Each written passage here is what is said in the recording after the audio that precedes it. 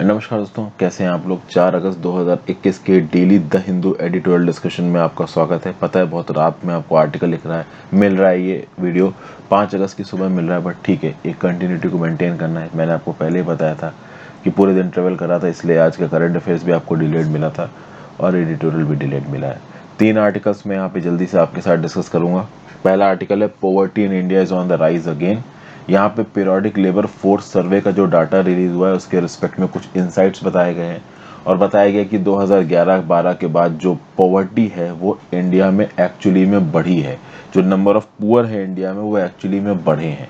यहाँ पे कुछ स्टैटिस्टिक्स कुछ इस प्रकार से आपके सामने रखे गए हैं कि ओवरऑल एक पॉलिटिकल एंगल मिले। देखिए, कांग्रेस बीजेपी की यहाँ पे बात ही नहीं की जा रही है, बट स्टैटिस्टिक्स आपके सामने कुछ इस प्रकार से लेके आए जा रहे हैं कि वो एंटी बीजेपी ही लग रहे हैं। बहरहाल हम उसमें ना जाते हुए किस प्रकार से एनालिसिस की है ऑथर ने उसको समझने की कोशिश करेंगे। तो एक ये आर्टिकल डिस्कस करूंगा। अगला आर्टिकल डिस्कस करूंगा रिसेंटली जो बाइडेन ने अपने 3 बड़े बड़े डिप्लोमेट्स को पूरी दुनिया में डिप्यूट किया, कहाँ कहाँ पे डिप्यूट किया और किन किन पर्पसेस के लिए डिप्यूट किया, उसके रिस्पेक्ट में ये आर्टिकल है, इसको डिस्कस करूंगा। और फाइनली सर्कमस्क्रिप्शन।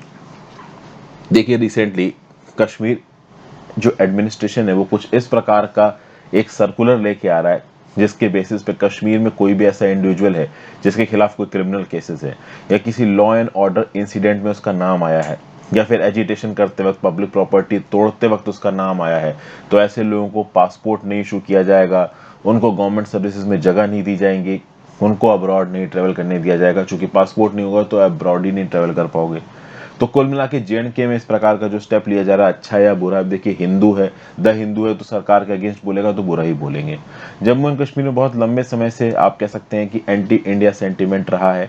ठीक है, बहुत लंबे समय तक बहुत सारी सरकारों ने एक पैसिफिस्ट अप्रोच रखी, लोगों को समझाने की कोशिश की, अपने साथ मिलाने की कोशिश की, बट मिल पाना मुश्किल है। कुछ हद तक उसकी रजा आप कह सकते हो कि पाकिस्तान भी है। तो उसी के चलते अब यहाँ पे सरकार सीधे सीधे उन लोगों को सेग्रीगेट कर रही है जो एंटी इंडिया बातें करते हैं, एंटी गवर्नमेंट बातें करते हैं। ठीक है, तो यहाँ पे क्या नया सर्कुलर लाया गया है और ऑथर के हिसाब से सर्कुलर के क्या क्या नुकसान हो सकते हैं, इस पर्टिकुलर फैसेट को हम लोग इस आर्टिकल में खंगालेंगे। तो अभी के लिए मैं आपके साथ ये 3 आर्टिकल्स डिस्कस करने वाला हूँ। आगे बढ़ने से पहले वीडियो पे लाइक का बटन, अगर आपको इस आर्टिकल की इस लेक्चर की PDF चाहिए तो PDF आपको टेलीग्राम ग्रुप में मिल जाएगी। नीचे डिस्क्रिप्शन बॉक्स में टेलीग्राम का लिंक दिया हुआ है, वहाँ पे जाके आप PDF पढ़ सकते हैं। अब देखिए, द हिंदू एडिटोरियल का जो डेली जिस्ट में बनाता हूँ उसको ज़्यादा लोग पढ़ नहीं रहे, तो अभी के लिए द हिंदू का जो एडिटोरियल जिस्ट है वो मैं बंद कर रहा हूँ। ठीक है ना, that I am closing down. हाँ, डेली बेसिस पे आपको जो डेली न्यूज़ कंपाइलेशन है, जो डेली का करंट अफेयर्स है, वो आपको रोज़ के बेसिस पे डेली मिलता है, वो आप harshidvedi.com पे जाके पढ़ सकते हैं। उसके साथ साथ जो सेलेक्टेड इंपॉर्टेंट करंट अफेयर्स है वो भी मैं आपके लिए रेगुलरली अपडेट करता रहूंगा। ओके, टेलीग्राम ग्रुप जरूर से ज्वाइन कर लीजिए, इंस्टाग्राम पे चाहें तो फॉलो करके जुड़ सकते हैं। ओके, तो शुरुआत करते हैं पहले आर्टिकल के साथ। Poverty in India is on the rise again. 2 data के बारे में यहाँ पे बात की जा रही है, एक है CES डाटा और एक है PLFS डाटा। समझने की कोशिश करते हैं। CES डाटा क्या है, इसको आप बोलते हो कंजम्पशन एक्सपेंडिचर सर्वे। 2011-12 से लेके अब तक ये डाटा रिलीज नहीं हुआ है। अगर आप देखो तो इस डाटा को रिलीज मतलब कौन कंडक्ट कराता है, कौन रिलीज करता है, तो CES कंजम्पशन एक्सपेंडिचर सर्वे को कंडक्ट भी करता है NSSO यानी नेशनल सैंपल सर्वे ऑफिस। इसको रिलीज भी NSSO ही करता है हर 5 साल की गैप पे। पिछली बार ये CES कंडक्ट किया गया था 2017-18 में, 1 साल लेट कंडक्ट किया गया था, लेकिन अब तक इसका डाटा रिलीज नहीं किया गया है। कुछ फॉल्टी यहाँ पे ऑब्जर्वेशंस निकल के आए थे, इसलिए शायद सरकार ने इसका डाटा रिलीज नहीं किया। 2021-22 में ऐसा बोल रही सरकार कि एक और CES कंडक्ट करवाया जाएगा, लेकिन अगर बहुत सही से सब कुछ भी चला तो भी एंड 2022 से पहले उसका डाटा भी रिलीज होने वाला नहीं है। तो अब हमारे पास CES का डाटा नहीं है। अब पिछले कोरोना वायरस की बात की जाए तो कोरोना वायरस ने तो इकोनॉमी स्लो डाउन करी है, लेकिन कोरोना वायरस के शुरू होने से पहले भी लगातार 9 क्वार्टर तक इकोनॉमी स्लो डाउन में थी। 9 क्वार्टर मतलब आप कह सकते हो कि एक साल में 4 क्वार्टर होते हैं, तो लगभग 2 साल और 1 क्वार्टर। ठीक है, तो मतलब कि कोरोना वायरस के शुरू होने से पहले ही 2 सालों तक जो हमारी इकोनॉमी थी वो स्लो डाउन के फेज में थी। जो अनएम्प्लॉयमेंट था वो 45 साल हाई पे पहुंच गया था 2017-18 में। मैं वैसे आपको PLFS का डाटा बता चुका हूं। 2017-18 में अनएम्प्लॉयमेंट 6.1% था और 2019-20 में ये 4.8% पे आ गया था। ये कम कैसे हो गया था, इसकी रीजनिंग भी मैंने आपके साथ डिस्कस की है द हिंदू एडिटोरियल में। अगर आपने मेरे पहले के एडिटोरियल नहीं देखे, एक दो दिन पहले के, तो जाके आप एक बार देख सकते हो। तो अब देखिए यहाँ पे क्या बताया जा रहा है।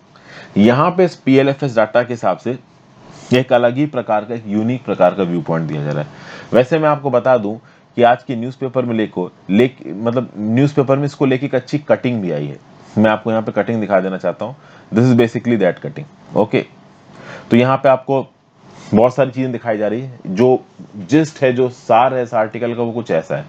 आप पोवर्टी हेड काउंट देखिए, तो रूरल इलाकों में 41.8% लोग पुअर हैं 2004-5 में। 2011-12 में ये लोग हैं 25.7, ठीक है, परसेंट। और 2019-20 में 30.5%। तो ऑथर यही बोल रहा है कि अगर आप 2011-12 से 2019-20 को कंपेयर करोगे तो एक्चुअली में आपको पोवर्टी बढ़ती हुई नजर आएगी। ये यहाँ पे इस पर्टिकुलर टेबल को बना के ऑथर जस्टिफाई करने की कोशिश कर रहा है। फिर ऑथर ये भी बता रहा है कि जो नंबर ऑफ पुअर हैं एब्सोल्यूट नंबर्स में, वो भी बढ़े हैं।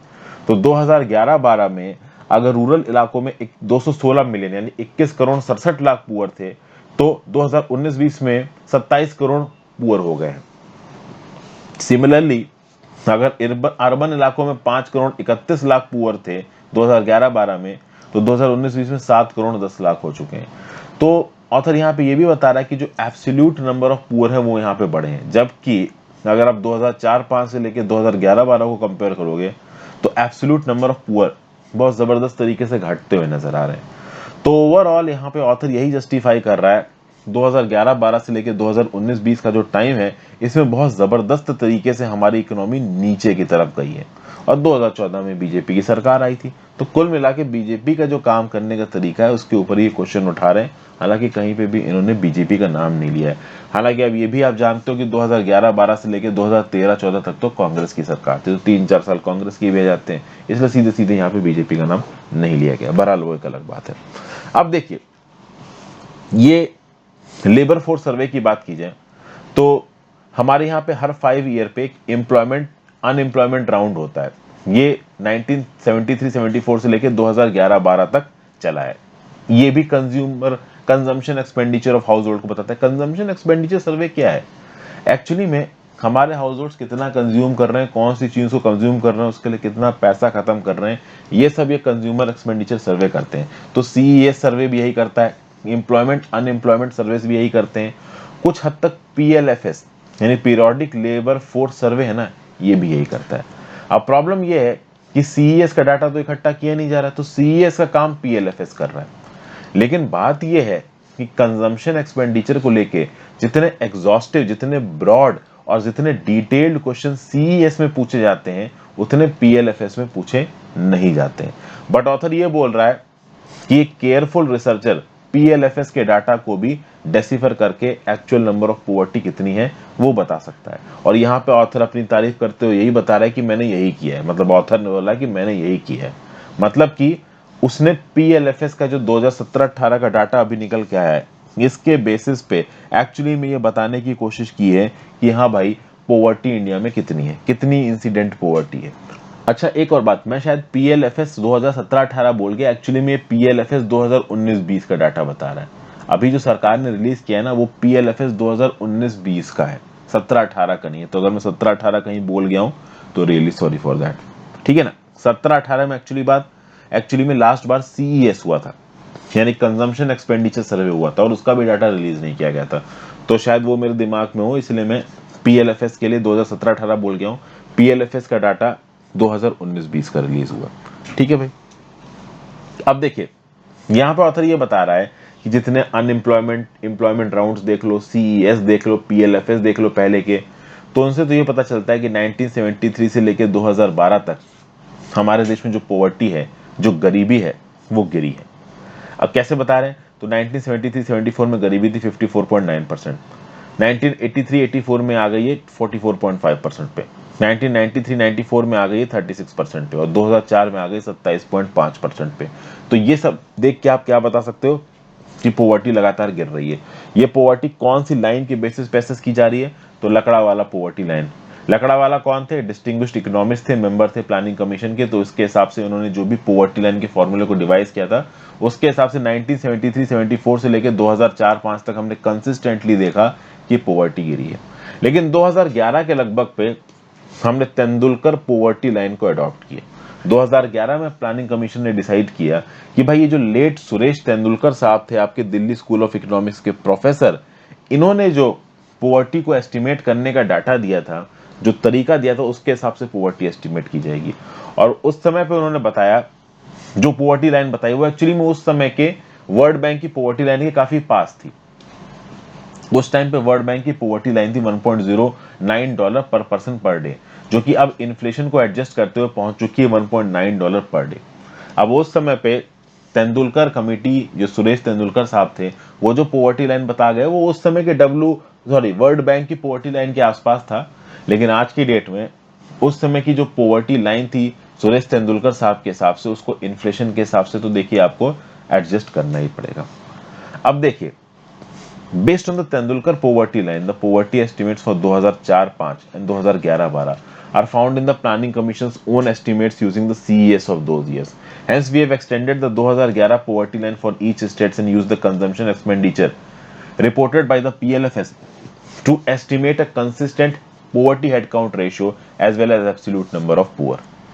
कुल मिला के ऑथर यहाँ पे ये बोल रहा है कि 2004-5 और 2011-12, देखिए वैसे तो 2011 में तेंदुलकर पॉवर्टी लाइन को अडॉप्ट किया गया, बट ठीक है 2004-5 तक लकड़ावाला कमेटी चल रही थी, बट 2004-5 के नॉर्म्स को भी आप तेंदुलकर कमेटी के हिसाब से रीऑर्गेनाइज कर सकते हो। अब 2011-12 के समय पे जो सुरेश तेंदुलकर के हिसाब से पॉवर्टी लाइन थी, उसको इन्फ्लेशन के साथ एडजस्ट करके 2019 के हिसाब से लेके आया गया। अगर आप इस पर्टिकुलर फिगर को देखो तो यहाँ पे भी कुछ स्टैटिस्टिक्स नीचे की तरफ दे रखे हैं। नीचे की तरफ क्या स्टैटिस्टिक्स दे रखे हैं? तो 2004-5 में तेंदुलकर पॉवर्टी लाइन क्या थी all over India per month? Rural इलाकों के लिए 446 रुपए, अर्बन के लिए 578। फिर 2011-12 में रूरल के लिए 816, अर्बन के लिए 1000। और फिर 2019-20 में इसको ऑथर ने बना दिया 1217.96 रूरल के लिए और 1467 अर्बन के लिए। तो अब जो भी कैलकुलेशन पॉवर्टी का यहाँ पे ऑथर कर रहा है ना, वो तेंदुलकर पॉवर्टी लाइन 1217 रूरल और 1467 अर्बन के हिसाब से कर रहा है। इस बात को याद रखिएगा, ठीक है। अब यहाँ पे अगर आप मेथोडोलॉजी देखो कैलकुलेशन की, तो पीएलएफएस की मेथोडोलॉजी को सीईएस की मेथोडोलॉजी के साथ यहाँ पे कंपेयर किया गया। किस प्रकार से कंपेयर किया गया? अब देखिए बहुत स्पेसिफिक पॉइंट्स उतना जरूरी नहीं है। जैसे कि हाउस होल्ड क्वेश्चंस जब पूछे जाते हैं कि आपने हेल्थ पे, कपड़ों पे, बेडिंग पे, पढ़ाई पे, फुटवियर पे, कंज्यूमर ड्यूरेबल्स पे कितना खत्म किया, तो सीईएस में भी पिछले 365 दिन के लिए पूछा जाता था और पीएलएफएस के लिए भी पिछले 365 दिन के लिए पूछा जा रहा है। यानी जिस दिन सर्वे करवाई जा रही है उससे पिछले 365 दिन में एक पर्टिकुलर पर्सन ने इन चीजों पर कितना खर्चा किया गया, ये सर्वे में पता किया। लेकिन जब बात आती है आपकी non durable consumption good services की, जिसमें आपका फूड आता है, हाउसिंग आता है, कन्वेंस आता है, तो इसमें पीएलएफएस में पिछले 30 साल का डाटा पूछा गया, पिछले 30 दिन का डाटा पूछा गया एक्चुअली में। और अगर सीईएस होता तो पिछले 1 साल का पूछा जाता। अब क्या होता है कि जब आप 30 दिन का डाटा कलेक्ट करते हो ना, तो एक छोटे रेफरेंस पीरियड का डाटा कलेक्ट करते हो। एक पूरे साल में क्या हुआ वो एक महीना नहीं दिखा सकता। समझ गए आप बात को?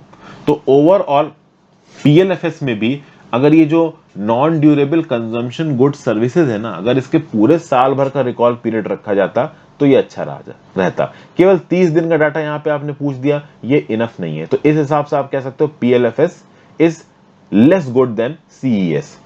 तो ये एक प्रॉब्लम यहाँ पे बताइए ऑथर ने किसके किसके बीच में, पीएलएफएस के बीच में, सीईएस के बीच में। हालांकि मैं बता दूं ये इतनी ज्यादा इंपॉर्टेंट नहीं है। फिर आप बोलोगे सर इतनी ज्यादा इंपॉर्टेंट नहीं है तो आप डिस्कस क्यों करो? डिस्कस इसलिए कर रहा हूं ताकि आप स्टैटिस्टिक्स को डेसिफर कर सको, ये काबिलियत आपके अंदर होनी चाहिए। अब यहाँ पे मेन ये मुद्दे पे आ रहे हैं। मेन मुद्दा क्या है? मेन मुद्दा इनका ये है ऑथर का, इनका ये बोलना है, अब ये थोड़ा पॉलिटिकल बोलेंगे कि भाई 2011-12 के बाद से आप देखोगे तो एक्चुअली में पॉवर्टी इंडिया में बढ़ रही है। इनका ये बताया जा रहा है कि जो पॉवर्टी इंडिया में बढ़ी है ये आप पीएलएफएस के डाटा को डेसिफर करके भी पता कर सकते हो, और जो नेशनल सैंपल सर्वे ऑर्गेनाइजेशन का सीईएस का डाटा था 2017-18 का, जो कि लीक हो गया था, सरकार उसको रिलीज नहीं करना चाहती थी, उसमें भी ये बात पता चल रही थी कि पॉवर्टी बढ़ी है, शायद इसलिए सरकार ने उसको रिलीज नहीं किया।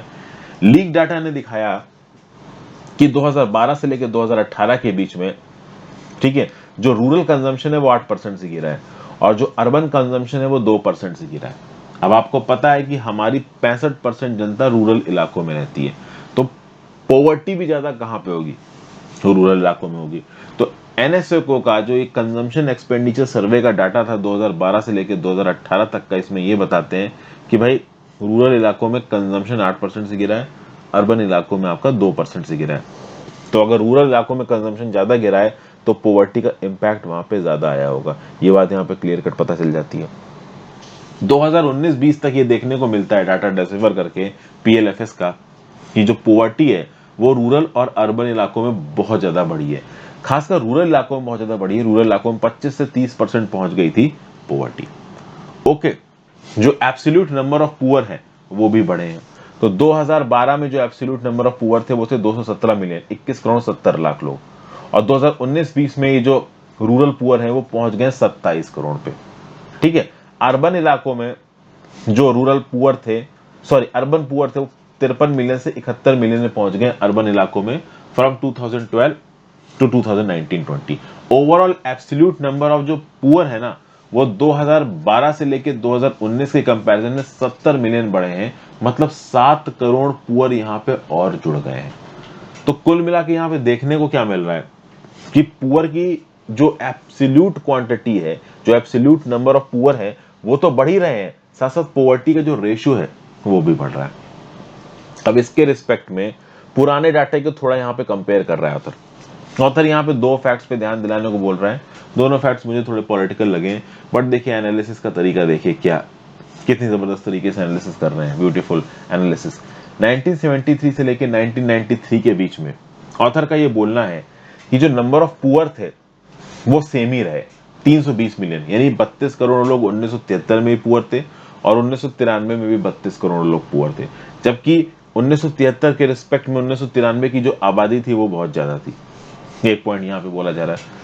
फिर 1993 को लेके अगर आप 2004 से कंपेयर करते हो तो जो एब्सोल्यूट नंबर ऑफ पुअर है वो 18 मिलियन से घटे हैं, यानी 1 करोड़ 80 लाख से घटे हैं। तो एब्सोल्यूट नंबर ऑफ पुअर 1993 में 320 मिलियन थे, 2004 में 302 मिलियन पे आ गए। मतलब कि ऑथर क्या कहना चाह रहा है, ऑथर कहना चाह रहा है कि 1973 से लेके 1993 में बहुत ज्यादा आबादी बढ़ी लेकिन पुअर उतने ही रहे। 1993 से लेके 2004 में आबादी बढ़ी है लेकिन पुअर कम हुए हैं। ठीक है, हमारी जीडीपी बढ़ी है, लेकिन यह बताया जा रहा है फाइनली कि 2012-13 से लेकर 2019-20 में एब्सोल्यूट नंबर ऑफ पुअर बढ़े हैं। तो इसका क्या मतलब है, इसका एक ही मतलब है कि यहाँ पे 2012-13 से लेकर 2019-20 तक जो हमारी इकोनॉमी की हालत है वो बहुत ज्यादा खराब रही है। इस समय पे जिन सरकारों ने जो भी डिसीजन लिया है वो बहुत गलत डिसीजन लिए हैं, यही ये यहाँ पे बताने की कोशिश कर रहे हैं। अब 1973, 1983, 1993 और 2003 इस समय पे किस प्रकार की पॉवर्टी लाइंस को डिप्लॉय किया जाता था, वो कितनी रियलिस्टिक होती थी, कैसा डाटा कलेक्शन होता था, इन सब की गलतियां निकालने पर अगर आप आ जाओगे तो आपको रियल पिक्चर इंडिया की पता चल जाएगी। तो पॉलिटिकल स्टेटमेंट्स देना आसान होता है, बट एक्चुअली में चीज़ों को बहुत सही तरीके से करना मुश्किल होता है। मैं ये नहीं कह रहा हूँ कि अभी की जो सरकार है वो बहुत अच्छा कर रही है, लेकिन पुराने डाटा को तुम इतना अच्छा दिखा दो और अभी के डाटा को इतना बेकार दिखा दो, ये भी एक जेन्युइन एनालिसिस नहीं लग रही है मेरे को। बट ठीक है, एनालिसिस तो एनालिसिस है। मैं आपको ये आर्टिकल क्यों डिस्कस कर रहा हूँ, मैं आपके साथ ये आर्टिकल इसलिए डिस्कस कर रहा हूँ क्योंकि आप पीरियोडिक लेबर फोर्स सर्वे और कंजम्पशन एक्सपेंडिचर सर्वे ये किस प्रकार से काम करते हैं, इनके बीच में कंपैरिजन यहाँ पे किस प्रकार से हुआ, इस बात को आप समझ पाओ। फिर सेकंड फैक्ट में भी यही बताया जा रहा है कि भाई 2004 से लेकर 2005 तक की बात करिए तो जो नंबर ऑफ पुअर गिरे थे वो बहुत ज्यादा गिरे थे। ठीक है, लगभग 13 करोड़ पुअर कम हुए थे, 1 करोड़ 90 लाख पुअर साल में कम हुए थे। यहाँ पे अकाउंटिंग मेथोडोलॉजी बहुत इंपॉर्टेंट होती है। लकड़ावाला कमेटी की जो पॉवर्टी लाइन थी उससे आपने सुरेश तेंदुलकर में गए, तो अब ये भी तो बताओ कि भाई आपने पॉवर्टी लाइन जो एसेस करने की थी वही बदल दी। बहरहाल चलिए, इस प्रकार के जो कंपैरिजंस हैं वो चलते ही रहते हैं ओवरऑल। तो ओवरऑल यहाँ पे सीईएस को कंपेयर किया है और पीएलएफएस को कंपेयर किया, फिर एंड में यहाँ पे फिर ये बताना इन्होंने शुरू किया है कि क्या ऐसा गड़बड़ हुआ 2011-12 से लेके 2019-20 के बीच में कि जो पॉवर्टी थी वो इंडिया में बहुत ज़्यादा बढ़ गई। तो यहाँ पे जीएसटी का तेज जो इम्प्लीमेंटेशन किया सरकार ने उसको गलत बता रहे हैं। फिर यहाँ पे डीमोनेटाइजेशन को गलत बता रहे हैं। फिर भाई माइक्रो स्मॉल और मीडियम इंटरप्राइजेज में सरकार ने जो गलत किया उसको गलत बता रहे हैं। तो एंड में जब समेशन किया ना ऑथर ने, तो क्लियर कट यहाँ पे संतोष मेहरोत्रा साहब ने बता दिया कि बीजेपी की इकोनॉमिक पॉलिसीज को क्रिटिसाइज कर रहे हैं यहाँ पे नंबर्स को घुमा के। खैर उसमें हमारा घुसना काम नहीं था। हमारा जो मेन टारगेट था वो ये समझना था कि कंजम्पशन एक्सपेंडिचर सर्वे कैसे काम करता है, पीएलएफएस कैसे काम करता है। आई होप वो आपको थोड़ा बहुत समझ में आ गया हो। नेक्स्ट आर्टिकल चलते हैं, getting back in business in the Indo Pacific. थोड़ा जल्दी जल्दी बताता हूँ, अभी रात काफ़ी हो गई है, ज़्यादा क्या खींचना आर्टिकल को, मुझे भी नींद आ रही है। तो यहाँ पे basically US president Joe Biden ने अभी रिसेंटली बोर्ड डिप्लोमेटिक आउटरीच लिया है ओवरऑल इंडो पैसिफिक रीजन्स में अपने 3 ऑफिशियल्स को डिप्लॉय करके। एक है deputy secretary of state Wendy R Sherman, दूसरे हैं secretary of defence Lloyd J Austin III, और तीसरे हैं secretary of state Antony J Blinken. ये एंटोनी जे ब्लिंकन आपके इंडिया में आए थे, आपको याद होगा। इस पर्टिकुलर डिप्लोमेटिक विजिट से यूएस ने ये दिखाने की कोशिश की है कि इतने लंबे समय से जो यूएस की पॉलिसी अफगानिस्तान और इराक की तरफ झुकी हुई थी, ये कुछ हद तक मैरीटाइम एशिया, कोविड-19 से आने वाले चैलेंजेस, क्लाइमेट चेंज और चाइना की तरफ घुसती हुई नजर आ रही है। ठीक है, क्या क्या बताया जा रहा है यहाँ पे, इसको देखते हैं। मिस्टर शेरमैन साहब 19 जुलाई से लेकर 27 जुलाई तक कहाँ पे गए? मिस शेरमैन, सॉरी, ये लेडी हैं, तो ये 19 जुलाई से लेके 27 जुलाई तक कहाँ कहाँ गई? तो ये जापान गई, साउथ कोरिया गई, मंगोलिया गई और चाइना भी गई। तो ये जहां जहां गई इन्होंने अपने एलाइज के साथ बातचीत की और उनको एश्योर किया कि हम आपके साथ मिलकर काम करेंगे, प्रमोशन ऑफ पीस करेंगे, प्रॉस्पेरिटी करेंगे। अभी यहाँ पे इस ग्रुप में यूएस का नेचुरल एलाई कौन है? तो जापान है, साउथ कोरिया है। मंगोलिया के साथ भी अच्छे रिश्ते हैं, मंगोलिया चाइना पे थोड़ा ज्यादा डिपेंडेंट है और रह रह के मंगोलिया चाइना से इंडिपेंडेंट होने की भी कोशिश करता है।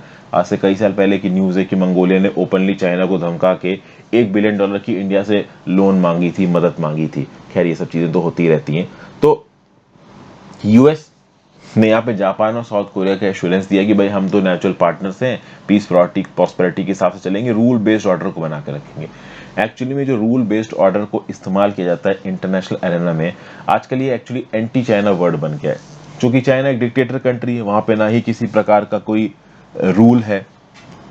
फिर ये यूएस की representative Japanese vice foreign minister Mori Takeo से भी मिले।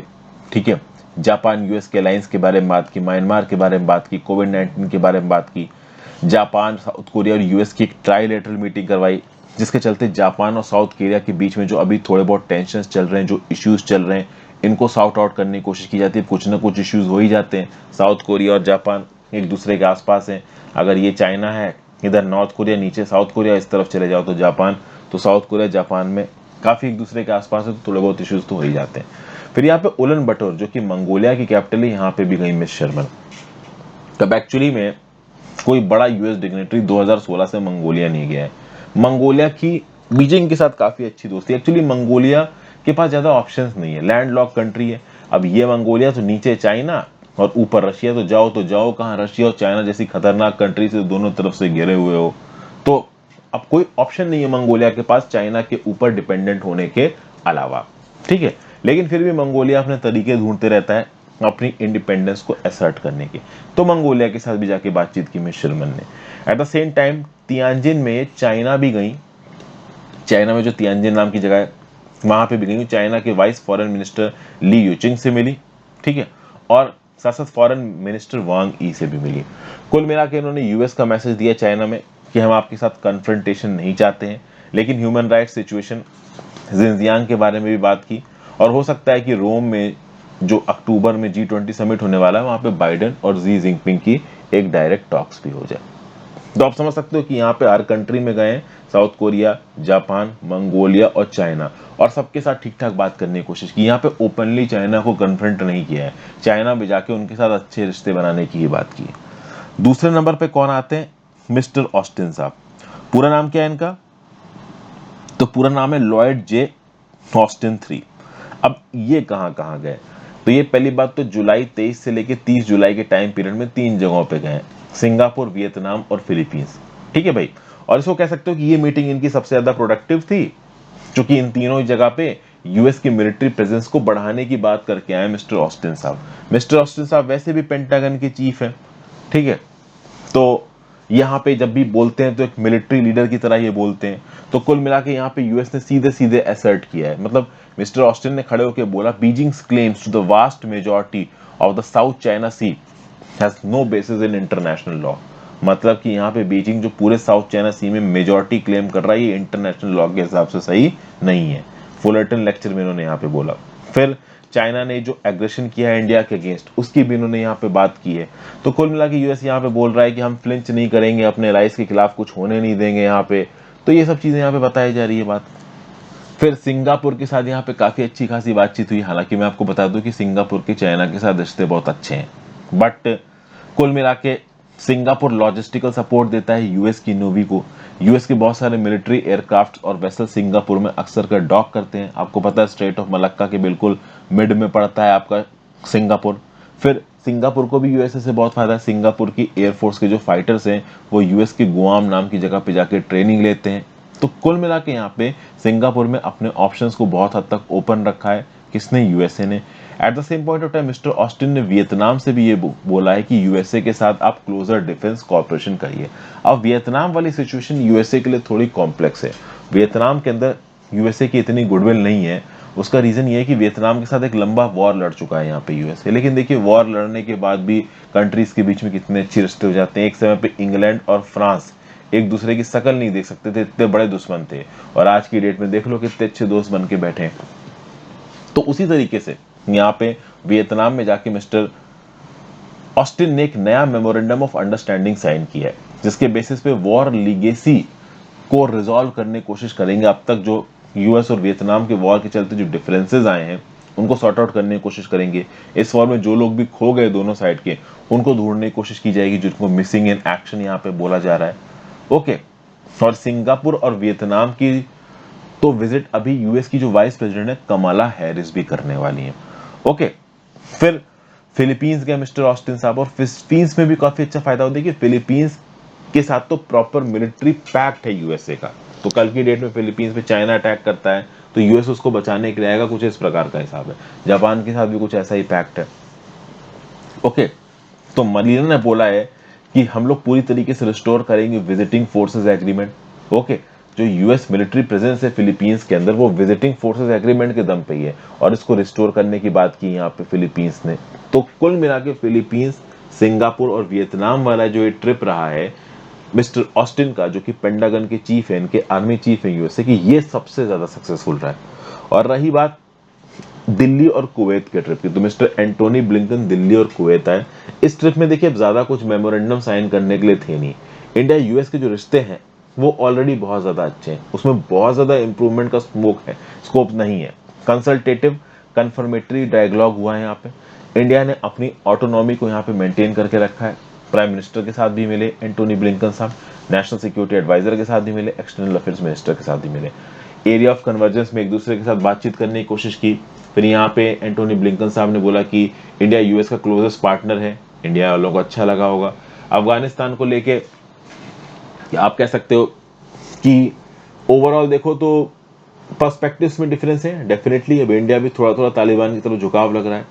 तो अब देखिए तालिबान को लेके ज्यादा बातचीत हो नहीं रही, अफगानिस्तान को लेके बहुत ज्यादा इंडिया वोकल है नहीं, क्योंकि इंडिया इंतजार कर रहा है, एक वेटिंग गेम खेल रहा है कि एक्चुअली में होने क्या वाला है अफगानिस्तान के अंदर, कौन जीतेगा। सबको पता है कि तालिबान जीतेगा, लेकिन किस हद तक अफगान फोर्सेस उनको रेजिस्ट कर पाएंगे ये देखना बाकी है। इंडो पैसिफिक में बात की जाए तो बिना चाइना का नाम लिए दोनों कंट्रीज ने अपने इश्यूज को आगे बढ़ाने की कोशिश की, ज्यादा एक दूसरे के बीच में कोऑर्डिनेशन और कोऑपरेशन बढ़ाने की कोशिश की।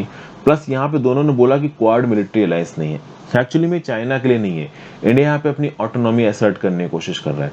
अगर क्वाड को आप एक मिलिट्री अलायंस बनाते हो तो ओवरऑल इंडिया एक यूएस लेड मिलिट्री अलायंस का हिस्सा नजर आएगा, जो कि इंडिया नहीं चाहता। इंडिया जानता है कि कल की डेट में हमारे ऊपर कोई अटैक करता है तो कोई बचाने नहीं आने वाला, हमें खुद लड़ना है। तो उस केस में इंडिया किसी के ऊपर भी मिलिट्रीली डिपेंडेंट नहीं होना चाहता है। सब लोग अपना फायदा ही निकाल रहे हैं वेपन बेच के। तो ओवरऑल क्वाड का पार्ट लग के हम एक यूएस के जूनियर मिलिट्री पार्टनर की तरह नजर आए, इस बात को भी यहाँ पे इंश्योर किया है इंडिया ने। तो इंडिया की विजिट बहुत ज़्यादा सक्सेसफुल नहीं है, हाँ कह सकते हैं कि आप सक्सेसफुल है। तो एंटोनी ब्लिंकन की जो ट्रिप रही है, मिस्टर ऑस्टिन की जो ट्रिप रही है और मिस शर्मन की जो ट्रिप रही है, इसमें जो सबसे ज़्यादा सक्सेसफुल ट्रिप रही है वो मिस्टर ऑस्टिन की रही है। कहाँ कहाँ पे? Singapore, Vietnam, Philippines. देखिए अब सिंगापुर, वियतनाम, फिलीपींस ये इतने बड़े देश नहीं है, इतने ताकतवर देश नहीं जिसे चाइना जैसी ताकतों को वो रेजिस्ट कर सके। इंडिया इतना ताकतवर देश है कि वो चाइना जैसी ताकतों को रेजिस्ट कर सकता है। तो ओवरऑल यूएस के ऊपर डिपेंडेंस सिंगापुर, वियतनाम और फिलीपींस जैसी कंट्रीज की ऑब्वियसली ज्यादा होगी। इसीलिए मिस्टर ऑस्टिन का ये जो सिंगापुर, वियतनाम और फिलीपींस वाला ट्रिप है, एशियन मेंबर स्टेट्स वाला जो ट्रिप है, ये ज्यादा सक्सेसफुल रहेगा, ये बात पहले से ही पता थी। क्योंकि ये कंट्रीज थोड़ा सा ज्यादा असर्टिव है, चाइना को लेके डरी हुई हैं। इंडिया को डरा पाना एक लिमिट से ज्यादा उतना आसान नहीं है। इसलिए इंडिया अपनी ऑटोनॉमी को केवल चाइना के सामने ही नहीं, यूएस के सामने भी असर्ट करता है ओपनली। नेक्स्ट बात करते हैं circumscription, circular on issuing past protest record to deny jobs passports risk further alienation in JNK. देखिए आपको पता है सिक्योरिटी क्लियरेंसेस के लिए कहीं पे जाके आप किराए पे घर लेते हो या किसी सरकारी नौकरी में जाते हो तो आपका पुलिस वेरिफिकेशन होता है, ये बहुत नॉर्मल बात है, रूटीन वर्क है। लेकिन कश्मीर में रिसेंटली एक सर्कुलर इशू किया गया जिसके चलते ये बोला गया है कि अगर कहीं गैदरिंग होती है, ओके, कहीं पे स्ट्रीट प्रोटेस्ट, आपने किसी कश्मीर की यूथ ने स्ट्रीट प्रोटेस्ट कर लिया, आर्मी के ऊपर स्टोन पेल्टिंग की, पब्लिक प्रॉपर्टी को तोड़ा है, किसी भी प्रकार का क्रिमिनल रिकॉर्ड है, तो भैया फिर वो गवर्नमेंट सर्विस नहीं ज्वाइन कर पाएगा। तो ये जो सर्कुलर इशू किया गया है कश्मीर के एडमिनिस्ट्रेशन के द्वारा, इसने सीआईडी की स्पेशल ब्रांच से यह बोला है कि भाई कोई भी ऐसा इंडिविजुअल जो कि लॉ एंड ऑर्डर इंसिडेंट में इन्वॉल्व हो या उससे रिलेटेड किसी भी क्राइम में इन्वॉल्व हो, ठीक है ना भाई, तो उसके लिए पुलिस और सिक्योरिटी फोर्सेस कहीं से भी अगर थोड़ा भी डिजिटल एविडेंस मिल जाता है कि हाँ भाई इसने काम गड़बड़ किया है, तो उसको पासपोर्ट नहीं इशू किया जाएगा, उसको ट्रेवल अब्रॉड करने की परमिशन नहीं दी जाएगी, ना ही उसको गवर्नमेंट सर्विस में एंट्री देने की परमिशन दी जाएगी। और कुल मिला के 2008 से लेकर 2017 का अगर आप टाइम पीरियड देखोगे तो लगभग 20,000 लोगों का यहाँ पे नाम स्ट्रीट प्रोटेस्टर्स के फॉर्म में आया है। तो इसका क्या मतलब होगा? इसका मतलब ये होगा कि अब तक यहाँ पे जितने भी लोग ने स्ट्रीट प्रोटेस्ट में पार्टिसिपेट किया है, वो आगे चीजों के लिए एलिजिबल नहीं रहेंगे, ना सरकारी नौकरियों के लिए, ना ही पासपोर्ट इशुएंस के लिए। अब क्या ये सरकार लीगली कर सकती है? देखिए लीगली तो कर सकती है। Under section 6 clause 2 of the passport act 1967 applicants को अलग अलग वजहों से पासपोर्ट डिनाई किया जा सकता है, और एक वजह उसमें यह है कि वो कंट्री की सोवरेनिटी और इंटीग्रिटी के अगेंस्ट काम कर रहे हैं। तो जी हाँ, प्रो पाकिस्तान स्टेटमेंट बोलना, सरकार के अगेंस्ट तोड़ा फाड़ी करना, इस प्रकार की चीजें अगर आप करते हो तो आपका पासपोर्ट जब्त किया जा सकता है। गवर्नमेंट में आपको नौकरी भी नहीं मिलेगी। गवर्नमेंट की नौकरी से तो वैसे अभी रिसेंटली कुछ लोग निकाले गए हैं जिनका टेररिस्ट बैकग्राउंड थे, ठीक है। फिर अगर आप पिछले 5 सालों में कभी भी कन्विक्ट हुए हो, ओके, या फिर आपकी कोई भी प्रोसीडिंग्स क्रिमिनल कोर्ट में पेंडिंग है, तो ऐसे केसेस में भी आप इनएलिजिबल हो जाओगे सरकारी नौकरियों के लिए और फॉरेन ट्रेवल के लिए। हाँ, ये अलग बात है कि पासपोर्ट एक्ट के अंदर आप अपने अगेंस्ट है, मतलब सरकार का डिसीजन, मान लो कल की डेट में आपको पासपोर्ट ऑफिस पासपोर्ट नहीं देता है, तो उस केस में आप ट्रायल कोर्ट के पास जाके एक अपील फाइल कर सकते हो कि भाई देखिए सरकार हमको पासपोर्ट नहीं दे रही है, हमें एक एनओसी दिया जाए। उस केस में ट्रायल कोर्ट क्या बोलेगी वो एक अलग बात है। बट ओवरऑल यूनियन गवर्नमेंट ने कश्मीर में ऐसा क्यों किया है? तो कश्मीर में ऐसा करने की बहुत सिंपल वजह है, सेपरेटिस्ट एक्टिविटीज वहां पे बहुत ज्यादा है, देश के साथ एसोसिएशन की फीलिंग्स कम है, ओवरऑल धर्म के नाम पे पाकिस्तान से जुड़ जाने की बातें वहां पे निकल के आती हैं बड़े मुद्दे के थ्रू, बड़े सेक्शंस के थ्रू। तो इसीलिए यहाँ पे इस प्रकार के सेक्शंस का जो अपोजिशन है इतने लंबे समय से हम लोग सॉर्ट आउट नहीं कर पाए। बहुत सारे लोग बोलते हैं पाकिस्तान से मिल जाओ, बहुत सारे लोग बोलते हैं हम अलग रहना चाहते हैं, बहुत सारे ये भी बोलते हैं कि हम इंडिया के साथ मिलना चाहते हैं। तो इस अलग अलग ओवरऑल सिनारियो में ये जो इंसर्जेंसी पनपती है कश्मीर के रीजन के अंदर, इसको खत्म करने के लिए सरकार ने यहाँ पे इतने स्ट्रॉन्ग स्टेप्स लिए हैं, ठीक है। अब ओवरऑल इलेक्शंस आने वाले हैं।